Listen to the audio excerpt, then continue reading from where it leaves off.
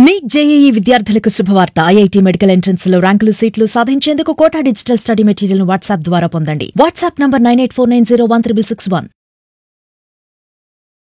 Hi hello నమస్తే, నేను మీ కట్టా కార్తీక్.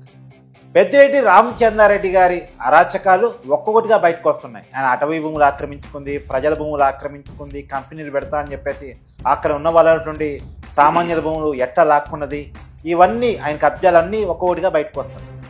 సరే, అది ఒకవైపు జరుగుతూ ఉంటే ఇంకొక వైపు ఇవన్నీ రాస్తున్నటువంటి చెప్తున్నటువంటి మీడియా మీద పెద్దిరెడ్డి రామచంద్రారెడ్డి, వాళ్ళ స్థానికుడైనటువంటి పెద్దిరెడ్డి మిథున్ రెడ్డి, వీళ్ళ దాడి ఎక్కువ కూడా అయింది.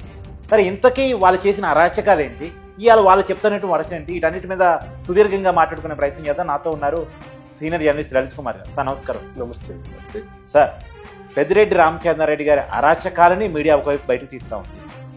వాళ్ళ అరాచకాలు ఏంటి అనేది మీరు చెప్పాలి, కానీ వాళ్ళు మాత్రం మీడియా మీద దాడి చేస్తూ ఉన్నారు. వాటి గురించి కూడా మీరు చెప్పాలి. ఇంకోటి, ఇక్కడ ఇది ఆంధ్రప్రదేశ్ ప్రజలందరికీ తెలిసిన సత్యం. ఇది పెద్దిరెడ్డి రామచంద్రారెడ్డి గత 5 ఏళ్ల పాలనలో ఆంధ్రప్రదేశ్లో ఏమేం చేశారు, ముఖ్యంగా వాళ్ళ ప్రాంతంలో, వాళ్ళ నియోజకవర్గ ప్రాంతంలో, పరిసర నియోజకవర్గాలలో ఏమేం చేశారు, అటవీ భూములు ఎన్ని ఆక్రమించుకున్నారు, అట్లాగా చెప్పుకుంటూ పోతే కొంతమంది ఆస్తులు కూడా గుంజుకున్నారు. కొంతమంది రైతులు ప్రాజెక్టు కోసం అని చెప్పేసి ప్రాజెక్టు కట్టింది లేదు, చేసింది లేదు, కానీ రాయిచ్చేసి. ఇట్లా చెప్పుకుంటూ పోతే చాలా ఉన్నాయి పెద్దిరెడ్డి రామచంద్రారెడ్డికి సంబంధించి.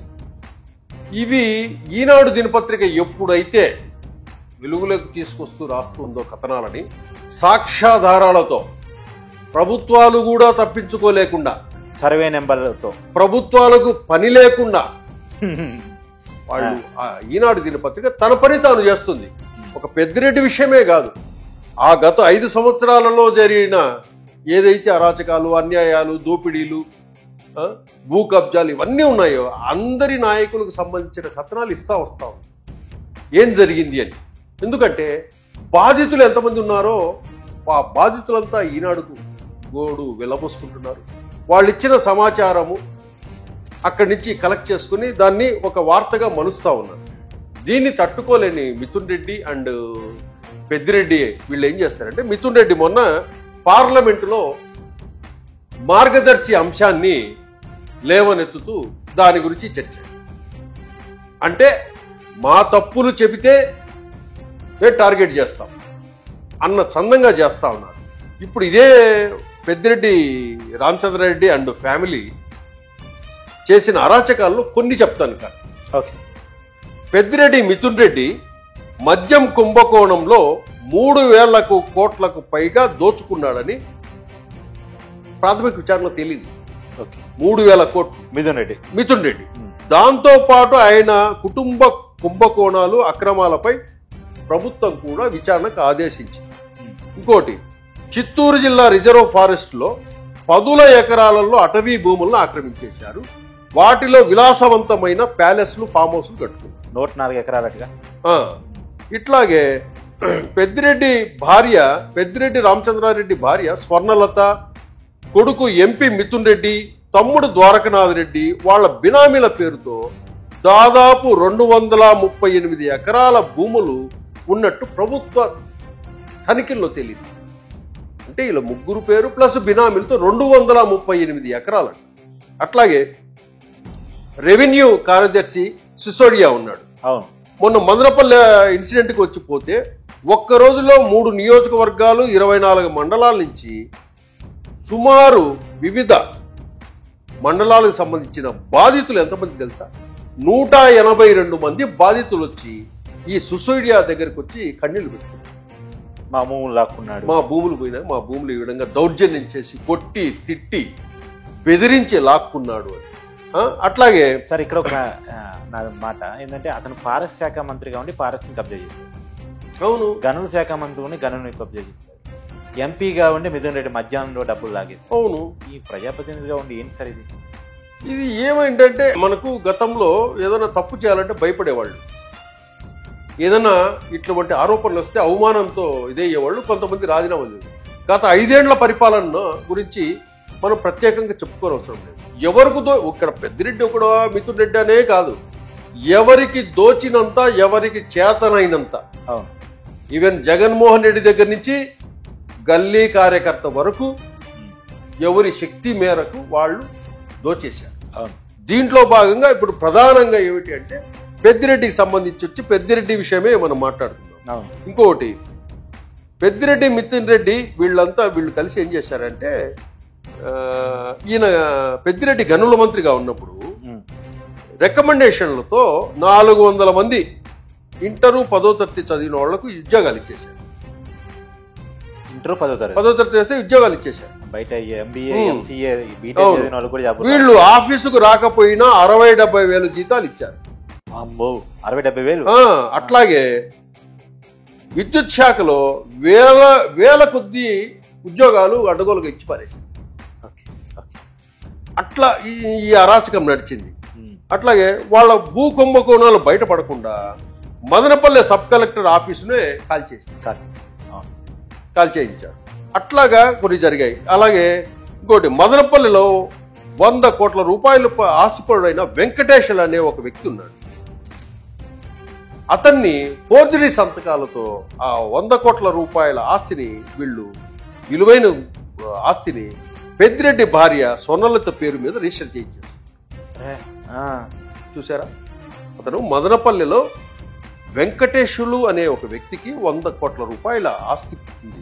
ఆ ఆస్తిని పెద్దిరెడ్డి, అదే బంధువులు, అతని అనుచరులు ఫోర్జరీ సంతకాలు చేయించేసుకొని ఆ భూమిని, కోట్ల రూపాయలు విలువైన భూమిలో కొంత భాగాన్ని పెద్దిరెడ్డి భార్య స్వర్ణలత పేరు మీద రిజిస్టర్ చేయించేసుకున్నారు.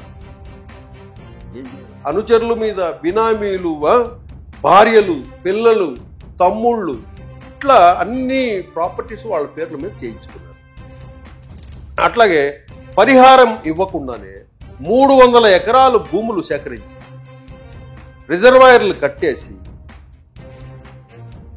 ఈ పెద్దిరెడ్డి సంస్థ ఏం చేసిందంటే, దీన్ని ఈ పరిహారం ఇవ్వకుండా భూములకు, ఈ ఆస్తులు ఏవైతే భూములు లాక్కున్న రైతుల నుంచి, దీనికి ఏం చేసిందంటే ఎన్జిటి 100 కోట్ల రూపాయలు జరిమానా వేసింది. వీళ్ళకి పరిహారం ఇవ్వకుండా ఎట్లా తీసుకుంటారు మీరు, రైతుల దగ్గర నుంచి ఎట్లా సేకరిస్తారు మీరు అనేసి. అట్లాగే పుంగనూరు మండలంలో రాగానిపల్లె అని ఒకటి ఉంది. ఆ రాగానిపల్లెలో 600 ఎకరాలు అక్రమంగా దాన్ని క్రమబద్ధీకరించుకున్నారు. ఇట్లా చెప్పుకుంటూ పోతే కనుక చాలా ఉన్నాయి. గ్రానైటు, గనులు, లీజులు, ఎంత పెద్దిరెడ్డి చెప్పిన వాళ్ళకి చెప్తే 30% 30-70, మీకు 70 నాకు 30, ఆ విధంగా అన్నీ జరిగాయి. అట్లాగే పెద్దిరెడ్డి అల్లుడిది గ్రానైట్ అండ్ ఎక్స్పోర్ట్ కంపెనీ ఒకటి ఉంది. దాంట్లో 10,000కు తక్కువగా గ్రానైట్ ఇవ్వాల్సిందేనని బలవంతంగా తీసుకున్నారు. అట్లా నడిచింది. ఇంకోటి పాల వ్యాపారం ఉంది ఇక్కడ. మళ్ళీ పెద్దిరెడ్డి 4 ఏళ్లలో పాడి రైతుల నుంచి 132 కోట్లు, మామిడి రైతుల నుంచి 150 కోట్లు కమిషన్లు తీసేసుకున్నారు. ఇట్లా వీళ్ళ అరాచకము చూస్తే, అట్లాగే తిరుపతిలో రాయల్ నగర్లో 3 ఎకరాల భూమిని ఆక్రమించి ఇల్లు కట్టుకున్నారు. బుగ్గమఠం భూములు అంటారు వీటిని. తిరుపతిలో రాయల్ నగర్లో బుగ్గమఠం ఉంది. దాంట్లో 3 ఎకరాలలో ఆక్రమించుకొని ఇల్లు కట్టేసుకున్నారు. ఇట్లాగా చాలా ఉన్నాయి. ఈ విధంగా చేసుకుంటూ వీళ్ళని ప్రశ్నించే కొద్ది ఏమవుతుందంటే, మీడియా ద్వారా అతను ఎంపీ కాబట్టి పార్లమెంటులో మార్గదర్శిని ఏదో బదనాం చేయాలను, లేకపోతే సార్ మార్గదర్శి కూడా నాకు విచిత్రం అనిపించింది. ఒక మాట మీరే చెప్పాలి దానికి. ఏంటంటే మార్గదర్శి డిపాజిటర్కి చెల్లింపులు చేయాలనేది ఆయన చెప్పినటువంటి వర్కింగ్, కానీ సింగిల్ డిపాజిటర్ కూడా ఇంతవరకు మార్గదర్శి మీద కంప్లైంట్ చేయాలి. అవును, మరి డిపాజిటరే కంప్లైంట్ చేయనప్పుడు డిపాజిటర్ తరఫున ఏదో మాట్లాడే అవకాశం ఎక్కడ ఉంది? అంటే ఇక్కడ ఏది కూడా ఇది పార్లమెంట్ తెంచేది కాదు. అవును, ఇష్యూను పార్లమెంట్ కాదు, న్యాయస్థానం చెప్తుంది. అవును, న్యాయస్థానం ఏం చెప్తుంది? మీకు ఎవరన్నా ఫిర్యాదుదారులు ఉన్నారా అని అడిగారు. ఎవరు లేరు అన్నారు.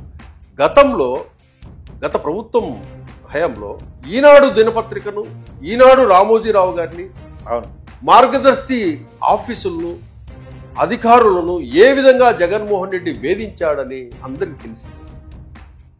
రామోజీరావు గారిని అరెస్ట్ అని చెప్పి హడావుడి చేసేసి ఆయన హెల్త్ బాగలేకపోతే వీడియోలు తీసి పబ్లిక్లో వేసి ఆయన్ను బదనాం చేయాలని బ్లాక్మెయిల్ కూడా చేశారు.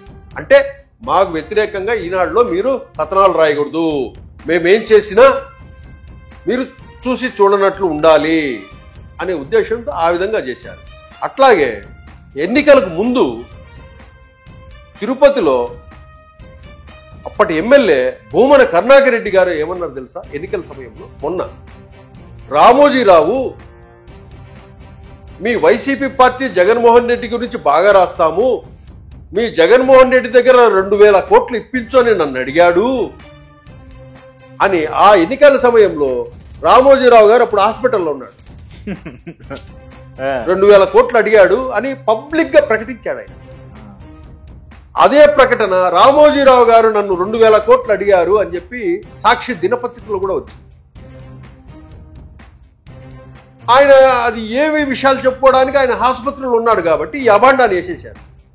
అంటే కోమాలో ఉన్న వ్యక్తి మీద నన్ను డబ్బులు అడిగారు, ఆయన తిరిగి సమాధానం చెప్పలేడు కాబట్టి ఎన్నికల సమయంలో ఈనాడు క్రెడిబిలిటీని దెబ్బతీయడానికి రామోజీరావు గారిని బదనాం చేయడానికి ఈ మాట అనేశాడు.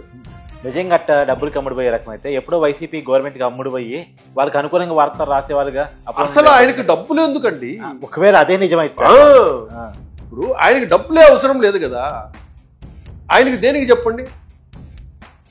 అంటే ఒక అభాండం వేసేసి ఆ ఎన్నికల్లో ఏదో లబ్ధి పొందాలనేసి చేశారు. కానీ దురదృష్టవశాత్తు ఆయన సమాధానం ఏంటి అని చెప్పలేని పరిస్థితుల్లో ఆయన మరణించడం జరిగింది. జనం ఏది నిజమో తెలుసుకున్నారు. ఇక్కడ ఏంటంటే ఇదే కరుణాకర్ రెడ్డి గారు రామోజీరావు గారు చనిపోతే పోయేసి పూలదండేసి ఇది ఎట్లా మనం మా మాటలు విశ్వసించాలి చెప్పండి? కాబట్టి అట్లా వీళ్ళు చేసుకుంటూ వచ్చారు. కాబట్టి మిథున్ రెడ్డి చేసే వాదనలో అది ప్రజలు విశ్వసించరు.